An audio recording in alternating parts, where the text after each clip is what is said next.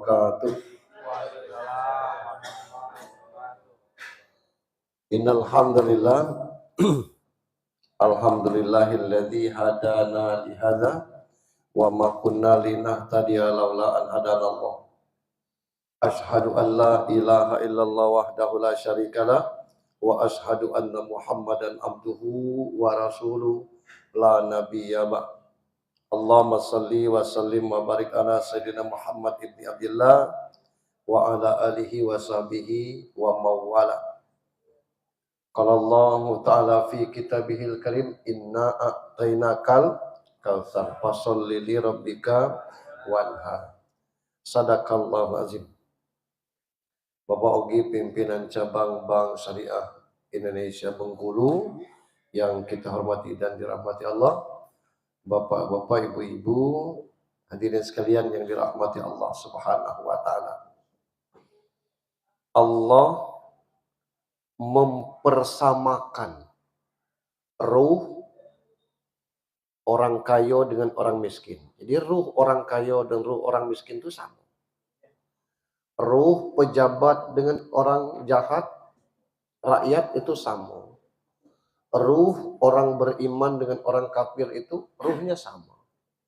Inna akramakum indallahi atqakum. Yang membedakan masing-masing kita ini adalah ketakwaan kepada Allah Subhanahu wa taala.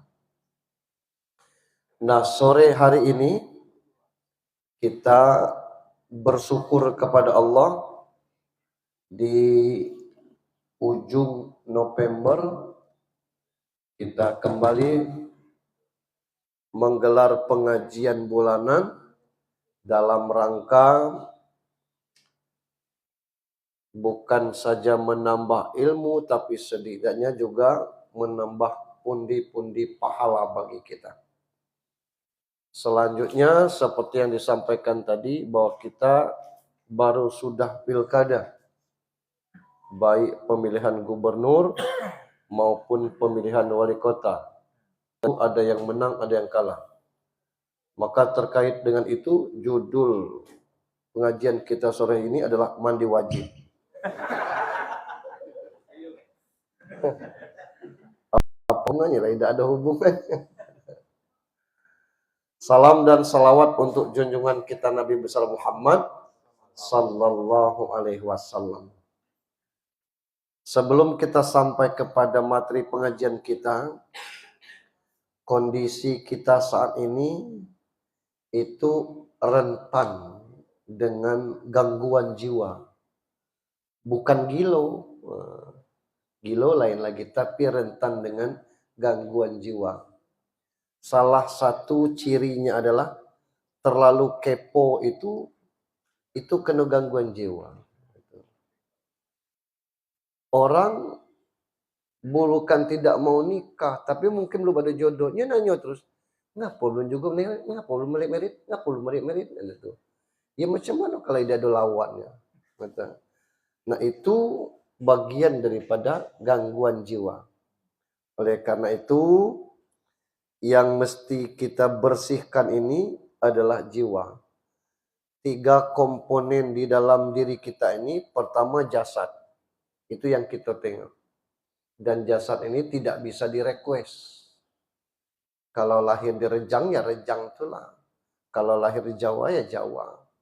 Kalau boleh merequest, Ujiha mau lahir di mana? Pastinya yang ngomong lahir di Mekah atau di Madinah.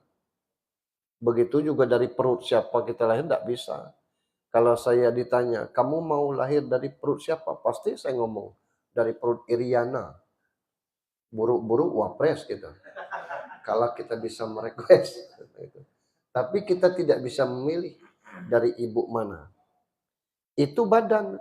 Dan tidak ada yang bisa dibanggakan dari badan ini. Karena Allah mengatakan, wa min ayati an khalaqalakum min turab. Kuasa Allah menciptakan kamu dari tanah. Nah yang kedua ruh. Nah kita yang sesungguhnya adalah ruh. Bukan badan ini.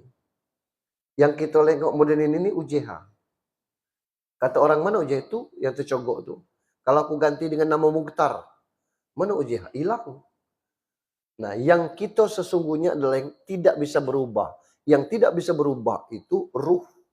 Tidak ada ruh tua, ruh muda. Itu ruh ABG tidak ada.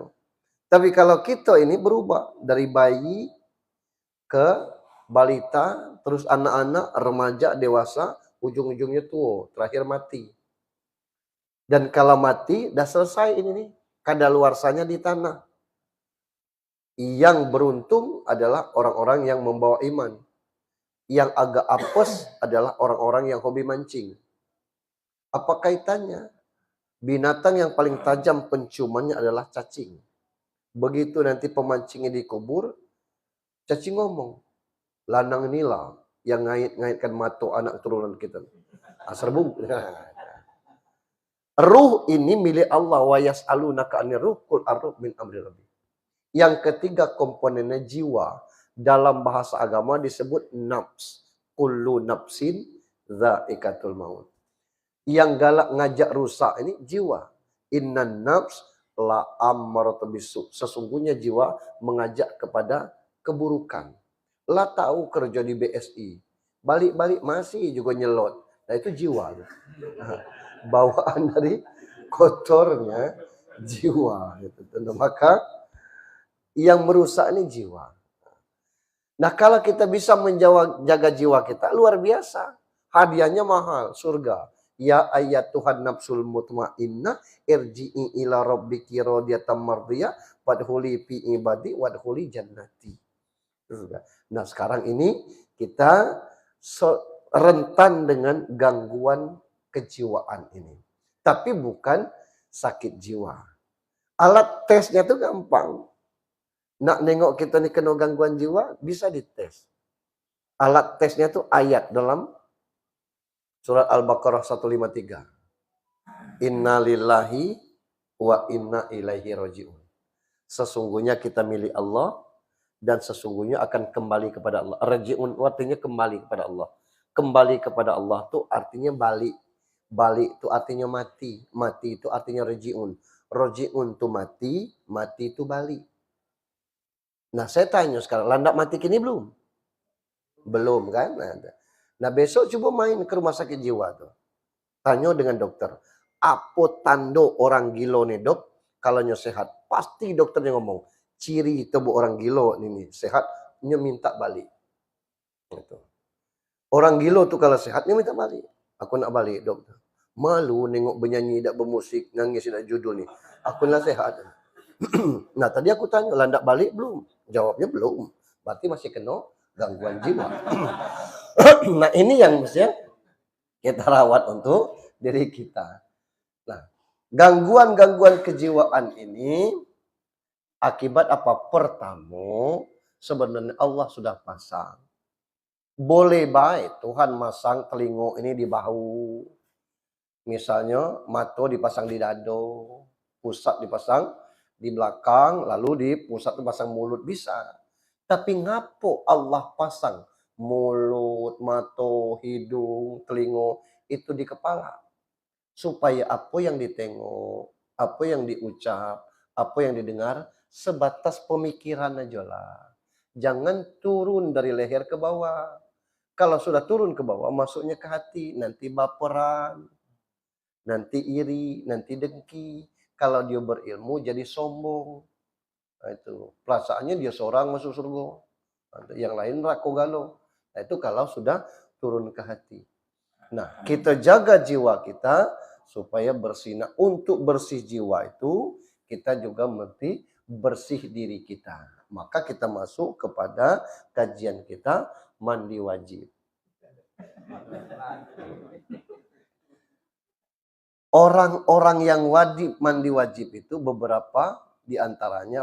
Pertama, haid. Yang kedua, nifas. Yang ketiga, hubungan suami istri.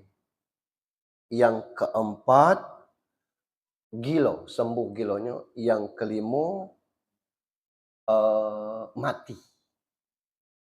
Terkait dengan yang keenamnya itu, bisa juga disebut masuk tidak keluar, keluar tidak masuk. Nah ini juga mewajibkan orang mandi. Jadi mandi wajib itu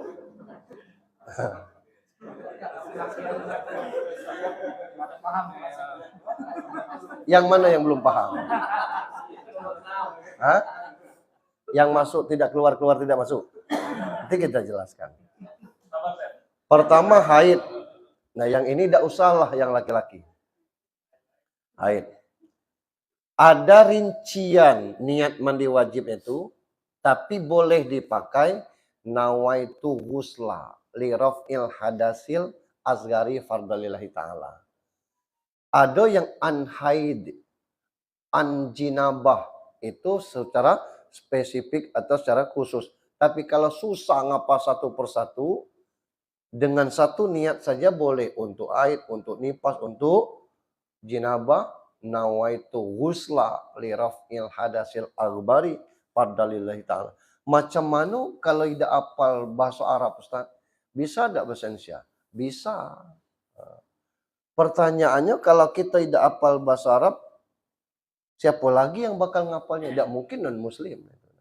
Jadi boleh dengan bahasa Indonesia. Yang kedua nifas. Nifas ini dia melahirkan normal atau melahirkan sesar, tetap nifas dia. Sesar itu juga nifas. Paling lama 60 hari. Tentu. Biasanya normalnya 40 hari. Kalau haid, normalnya 7 hari. Kalau panjangnya 15 hari. Lewat dari 15 hari, itu namanya istihadah. Yang istihadah ini walaupun dia menetes, tetap wajib mandi. Hanya saja wuduknya setiap mau sholat berwuduk, setiap mau sholat berwuduk. Karena dia istihadah. Beda darah haid dengan darah istihadah. Apa bedanya Pak Ustadz? Anda tanya dengan Tino. Nah, karena kita belum pernah haid. Ini haid dengan nifas. Yang kedua, hubungan suami istri. Nah, hubungan suami istri tadi ada kaitannya dengan masuk, tidak keluar, keluar tidak masuk. Nanti kita tunda dulu yang itu. Yang ketiga, itu adalah orang yang sembuh dari gilo. Orang yang sehat dari gilo itu wajib mandi wajib. Yang berikutnya, orang yang mati wajib dimandikan mandi wajib. Karena tidak pacak mandi lagi, ya kita mandikannya. Ada sedikit perbedaan niatnya. Nawaitu ghusla an hazal mayyiti. Saya memandikan mayat ini kalau laki-laki. Kalau nyatino hazihil mayyitati. Lillahi ta'ala. Nah itu yang mewajibkan mandi wajib. Nah yang terkait dengan hubungan suami istri ini tadi. Masuk tidak keluar, keluar tidak masuk. Maaf, ini mesti agak porno sedikit kita menjelaskan. Masuk tidak keluar itu sebatas hilang helm. Nah, ini misalnya helm hilang, assalamualaikum. Baru batas helm hilang, cabut, itu wajib mandi. Ya masuk dikit Pak Ustaz. Itulah kata-kata tadi kan batas hilang helm ukurannya. Nah, ini kadang-kadang orang tidak paham itu. Sehingga tidak paham kalau dia sholat, tidak diterima sholatnya. Karena dia tetap dalam kondisi junub. Itu yang disebut dengan masuk tidak keluar. Ada juga keluar tidak masuk. Nah, itu sabun mainannya.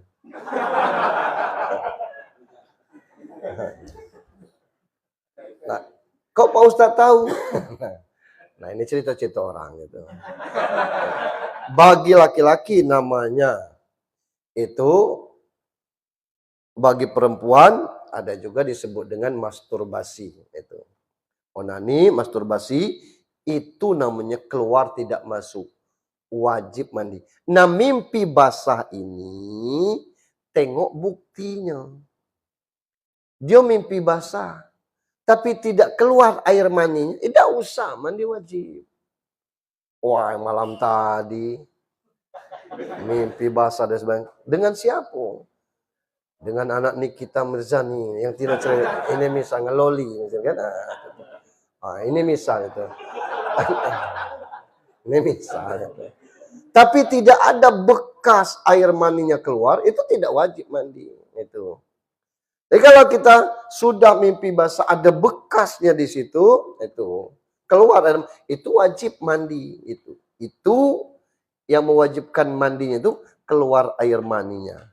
Nah, beda dengan tadi yang hanya masuk sebentar, keluar lagi, itu bukan karena faktor dia ED itu ejakulasi dini atau impoten, tapi begitu mau masuk, tamu datang masuk juga itu. Akhirnya ditunda itu tuh. Nah, tidak jadi, maka sebatas hilang helm tetap wajib mandi. Nah, secara umum mandi ini simple. Satu niat rukunnya, yang kedua membasahi seluruh tubuh itu. Hanya saja sebagai muslim mesti kita tahu bahwa mandi wajib itu ada pendahuluannya dengan berwudu. Ada dua hadis yang menguatkan tentang itu. Yang pertama, hadis dari Aisyah radhiyallahu anha. Aisyah ini bini Rasul. Yang kata Aisyah, jika Nabi Shallallahu Alaihi Wasallam mandi junub, beliau memulai dengan mencuci telapak tangannya. Mandi junub itu mandi setelah hubungan suami istri. Kemudian beliau berwudu sebagaimana wudu nak sholat. Sudah cuci tangan, beliau berwudu sebagaimana wudu nak sholat. Kalau berwudu nak sholat artinya lengkap. Dari cuci tangan, kumur-kumur, isap air ke hidung, cuci muka, tangan kanan, tangan kiri sampai ke siku, kepala, kemudian telinga, kaki. Lalu beliau memasukkan jari-jarinya ke dalam air, menggosok-gosokkan kulit kepalanya, menyiram air ke kepalanya dengan cidukan kedua telapak tangannya sebanyak 3 kali, kemudian menggur air ke seluruh badannya. Sudah berwudu tadi, nyiram, masukkan, gosokkan jari-jarinya, masuk ke dalam air, lalu menggosokkan kepalanya, kulit kepalanya. Kemudian menyiram air kepalanya 3 kali. Itu hadis versi Aisyah. Diawali dengan gosok tangan, cuci tangan, kemudian berwudu, lalu gosok jari-jari, nyiram air ke kepala 3 kali, baru mandi. Bini Rasul yang kedua namanya Maimunah. An Ibnu Abbas. Ibnu Abbas ini ponakannya Maimunah. Maimunah itu istri Rasulullah. Versi Maimunah, aku pernah menyediakan air mandi untuk Rasulullah SAW. Lalu beliau menunangkan airnya kedua tangannya. Air dituang ke tangan, mencuci tangannya. Lalu dengan mencuci tangan itu 2 atau 3 kali. Kemudian mencuci kemaluannya. Sudah cuci tangan, cuci kemaluan. Kemudian beliau menggosok tangannya ke tanah. Zaman kini yang menggosokkan tangan ke tanah atau ke dinding itu tidak usah lagi. Karena ada sabun. Maksudnya sudah cuci tangan, cuci kemaluan, cuci dengan sabun itu. Tidak usahlah sibuk keluar lagi handuk tuh nyuci tangan. Gosok ke tanah. Kemudian beliau berkumur-kumur, memasuk air ke dalam lubang hidung, membasuh muka, kedua tangan, kemudian basuh kepala 3 kali, lalu mengguyur badannya. Versi Maimunah ada perbedaan sedikit. Apa itu? Sudah cuci tangan, kemudian beliau basuh kemaluan, kemudian cuci tangan dengan tanah, gosok tangan dengan tanah, kalau kita dengan sabun, baru berwudu. Berwudunya batas kepala, tangan, kumur-kumur, hidung, muka, lengan, kepala, telinga, kaki, tidak. Langsung dia mandi. Setelah dia mandi, bergeser sedikit, baru dia mencuci kakinya. Versi Maimunah. Itu hadis yang kedua. Nah, Lalu ada hadis yang ketiga, Rasulullah SAW berwudu seperti wudu beliau tidak sholat tanpa membasuh kedua kakinya. Beliau membasuh kemaluan apa yang mengenai dari kotorannya. Kemudian mengguyur air ke badan beliau, kemudian memindahkan dua kakinya beliau lalu membasuh kakinya. Ini cara mandi beliau untuk kalau jinabah. Jadi ada dua versi hadisnya. Kata Aisyah, sebelum mandi cuci tangan, kemudian berwudu seperti nak sholat, baru mandi. Versi Aisyah. Versi Maimunah, cuci tangan, cuci kemaluan, gosok tangan ke tanah, berwudu kecuali kaki, baru mandi. Nah ini versi. Nah tata cara mandi wajib ini, pertama niat. Nawaitu ghusla liraf'il hadasil akbari fardalillahi ta'ala. Kemudian berwudu seperti kita nak berwudu nak sholat. Kata para ulama, untuk kita ini boleh dengan berwudu sempurna. Sebelum kita mandi wajib, pertama niat. Yang kedua, cuci tangan, cuci kemaluan. Gosok lagi tangan dengan sabun, berwudu lengkap. Sudah berwudu lengkap tuh, baru mandi nyiramkan air seluruh badan. Itu. Karena tadi sudah berwudu di awal, setelah mandi basah galau badan, Aisyah pernah bertanya dalam hadis lain, "Ya Rasulullah, apakah sesudah mandi wajib tidak perlu berwudu lagi?" Jawab Rasul, "Apa mandi wajib tadi kurang?" Jawaban ini menunjukkan orang yang sudah mandi wajib tidak perlu berwudu lagi.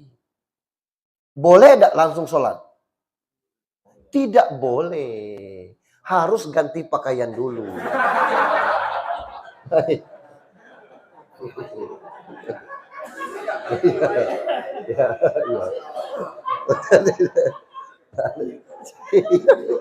Jadi ya. Jadi kalau sudah mandi wajib, tidak usah berwudu lagi, baru bersalin, baru kita sholat. Itu. Ini ketentuan. Ini paket lengkapnya. Ada paket hemat. Apa paket hemat? Pakai niat, tidak pakai berwudu, cemplung, ya sudah itu. Kapan paket hemat ini dipakai? Misalnya kita mandi di dusun, tidak mandi di rumah karena tidak ada kamar mandi di rumah. Orang dusun misalnya mandinya di sungai, airnya jernih, orang-orang kampung mandi situ. Ya maluan lah kita nak mandi berwuduk dulu. Jangan nampak niat kan kita tuh. Nah ini makanya boleh tidak berwuduk dulu untuk di tempat yang umum atau kita kamar mandinya umum. Tidak mungkinlah kita berwuduk dulu kata orang kan. Jadi kita langsung nyemplung dengan niat dalam hati tadi, itu sudah mandi wajib nanya. Kita lihat situasi, kondisi pada waktu. Tapi kalau kita di kamar mandi sendiri, itu bebas kita mandinya, maka kita boleh menggunakan yang paket lengkap itu tadi untuk mandi wajib. Setelah keluar dari kamar, nak ganti pakaian, kita tengoklah sisi ikan yang nutup kulit ini. 2 buah atau sebuah sisi ikan. Lebarlah selebar kuku nih. Nong, kata kita. Kita congkel, tidak basah ini tadi kulit bekas sisi ikan, maka mandi wajibnya wajib diulang. Karena rukun mandi wajib itu harus basah ke seluruh tubuh kita itu. Jadi kalau ada yang tidak basah, maka dia wajib mandi ulang. Ada lagunya mandi wajib tuh. Udah ngerti kan lagunya? Lagu mandi wajib? Basah, seluruh tubuh. Mandi wajib. Nah,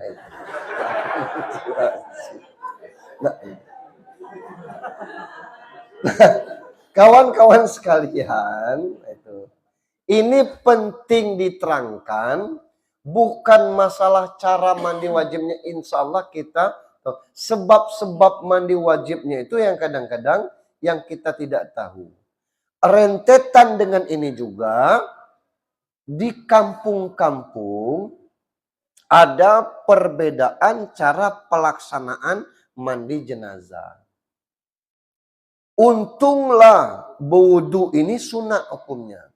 Di semua fikih sunnah, fikih-fikih tentang masalah toharo, terkait dengan mandi jenazah, itu mesti diwudukkan dulu.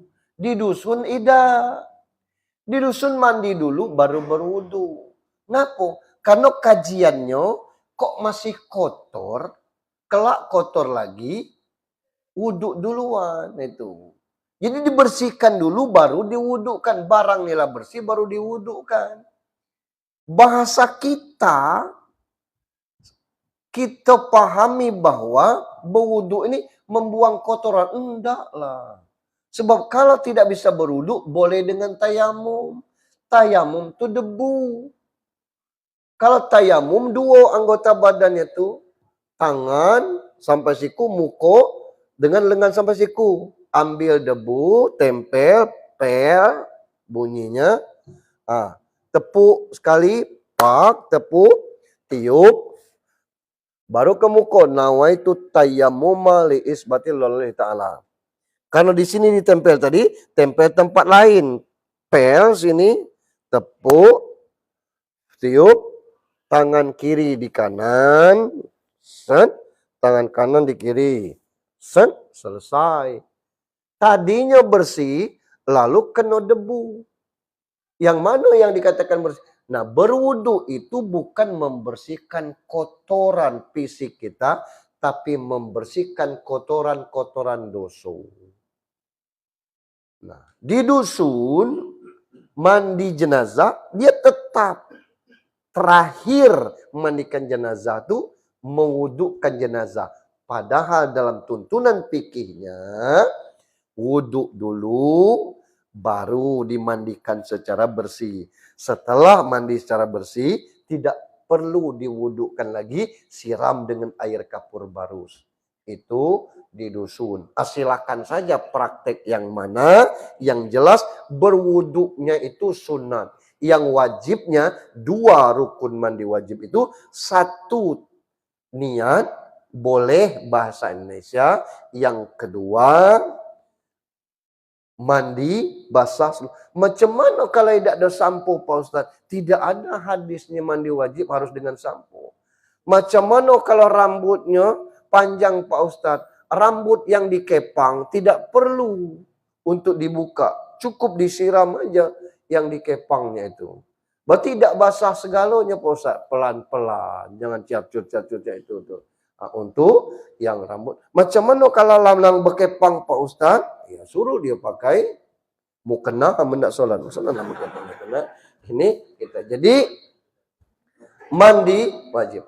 Macam mana kalau di tempat itu WC-nya di situ, kamar mandinya situ. Kalau demikian yang di rumah kita, rata-rata kita punya kamar mandi di situ kan, itu WC-nya di situ, kamar mandinya di situ. Maka niatnya tidak boleh dilapaskan. Tidak boleh berbunyi, cukup di hati. WC di sebelahnya, Bismillahirrahmanirrahim. Begitu selesai berwuduk, asyhadu an la ilaha illallah. Tidak boleh. Kalau masih tidak di dalam itu berdoanya dalam hati. Kalau tidak keluar dulu dari kamar mandi, baru kita membaca doa sesudah berwudu. Ini ketentuan mandi wajib. Jadi jangan dikira bahwa hubungan suami istri itu tadi seluruhnya tidak mandi wajib, tidak. Ada yang harus mandi wajib ketika dia misalnya bertemu, kemudian Maaf suami istri berciuman, tahu-tahu ada tamu. Oh, tuh. Batas tamu itu ngobrol santai jam 11 itu. Sampai jam 11 istrinya tidur itu. Begitu tidur, kita tidak ada semangat lagi. Ternyata ketika kita lihat celana kita, ada muncul air. Itu namanya mazi. Mazi itu tidak menyebabkan mandi wajib. Gitu. Dia lebih bening daripada air mani. Itu. Nah, misalnya baca atau nonton yang parno-parno, itu keluar air, itu namanya mazi, bukan air mani. Air mani ini tidak najis, mazi itu najis. Kalau kena di celana, nak sholat ganti celana. Karena mazi itu najis. Air mani tidak najis. Misal kita sholat Jumat, Allahu Akbar. Nengok di sini. Air. Lakri. Bekas malam ini. Tidak usah lari ke rumah, balik nukar baju. Dia tidak najis. Ini maksud saya ngasih contoh yang dia tidak najis. Kalau air mani itu najis, kita najis itu. Supaya kita paham. Jadi kalau kena di baju kita air mani, baju yang kita pakaikan itu untuk sholat, itu tidak membatalkan sholat. Itu. Cuman tegalau lagi. Cari baju lain maksudnya. Andai kata itu terjadi. Tapi kalau mazi itu beda lagi. Ini keterangan ketentuan tentang masalah yang keluar dari kemaluan lagi. Tidak semuanya mazi, tidak semuanya air mani. Air mani itu tidak najis, tapi wajib mandi kalau dia keluar. Kalau air mazi itu tidak wajib mandi, tapi dia najis.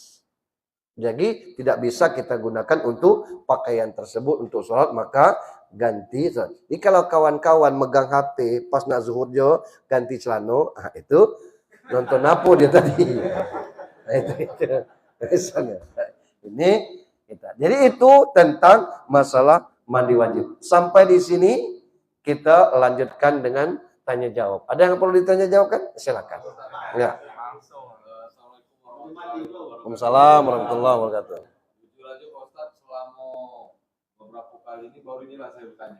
Karena itu Iya. memang menarik. Iya. Kadang ini tabu. Nah itu. Padahal ini ada ilmu yang sangat berguna bagi kita. Iya. Ya kan? Jadi ini Pak tadi kan masalah yang percontohan tadi. Kalau misalnya ada nempel sesuatu lah seperti sisihkan saya. Nah saya nak tanya ini, mohon maaf mungkin kalau ada orang atau siapa, kalau misalnya orang itu bertato, apakah mandi wajib itu sah atau tidak? Ya. Karena kan kalau katanya secara kedokteran itu kan menutup pori-pori. Nah itu yang pertama, dan yang kedua ini dua pertanyaan yang nyambung. Nah kalau satu beringin. Untuk yang kedua, ada yang sebagian ustaz menyampaikan intinya adalah ketika kita sudah berhubungan suami istri atau apa, itu kan wajib tidak sah sholat itu kalau kita tidak melaksanakan mandi junub. Nah, misalnya ini belum sempat atau udah kemana-mana, udah keluar kemana-mana, itu cak mana untuk sunahnya Ibaratnya sudah belum mandi junub tapi udah mimpin doa, misalnya itu sah ada. Bisa kan? Atau dia baca Al-Quran, baca Al-Quran, tadi gue boleh makan ya, itu kita tahu. Jadi ibaratnya sah ada, apakah tidak sah sholatnya? Macam mana sunahnya dia membaca Al-Quran ataupun membaca doa? Itu Oke. Yang pertama, tato itu tidak menutupi kulit. Jadi kalau orang bertato mandi wajib itu kulitnya tetap basah itu. Tapi tinta itu tadi masuk ke dalam kulit, ke dalam paru-paru. Jadi tidak ada hubungannya tato dengan masalah sholat, dengan masalah mandi wajib. Dia mandi wajib, orang yang bertato itu sepenuh badan tatonya tetap sah mandi wajibnya. Sebab itu tidak menutupi kulit. Itu. untuk yang tato. Itu sudah di dalam kulit untuk yang tato. Yang kedua, kalau sudah berhubungan suis, suami istri maksudnya. Sebaiknya sebelum tidur itu cuci dulu. Cuci kemaluannya, cuci tangan. Masa belepotan? Lalu tidur. Dan kalau dia tahu bahwa dia belum mandi wajib, tahu-tahu bangun kesiangan, kata orang rumah sebelah ini doa. Pergilah dulu, dah lemak kali tak pergi, kita ni bertetangga. Pergi dia berkopiah itu. Di doa membaca Yasin, maka seluruh yang dibacanya itu haram, berdosa dia. Karena dia dalam keadaan junub. Orang yang junub tidak boleh memegang Al-Quran. Sama dengan tino haid itu tidak boleh memegang Al-Quran. Apalagi ini junub. Baca lah Yasin, Al-Quran sambil garut. Tidak boleh. Jadi tidak boleh, harus mandi dulu. Macam mana dingin Pak Ustadz? Pakai air hangat itu tuh.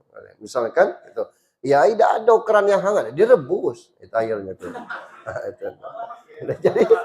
Jadi tidak ada alasan untuk itu. Jadi haram hukumnya, tidak boleh untuk dia beraktivitas terkait dengan masalah agama.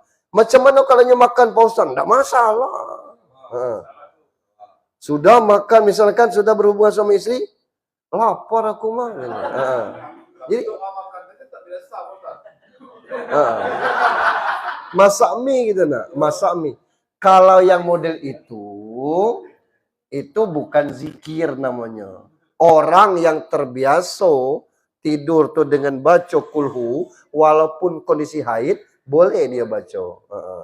Karena setiap sebelum tidur baca 3 kul misalnya, kul. Nah itu dia baca 3 kul itu tadi, walaupun kondisi haid boleh. Nah kita makan boleh, selesai makan mie, nah naik lagi sepanjang aku mie, pecil lagi. Nah ini misalkan, ini misalkan tidak ada kaitannya makan dengan hubungan suami istri, jadi boleh, tidak masalah, tidak haram untuk makan itu. Ada yang lain? Ya. Ini tidak mungkin nak bertanya ibu-ibu itu. Sendak-ndaknya bisanya tahan.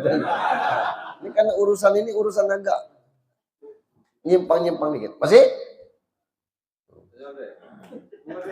Yang terkait dengan hati atau hal-hal yang lain untuk masalah? Boleh, silakan.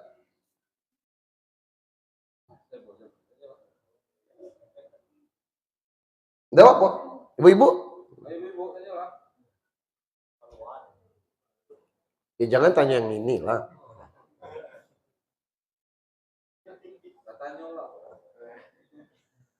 Habis?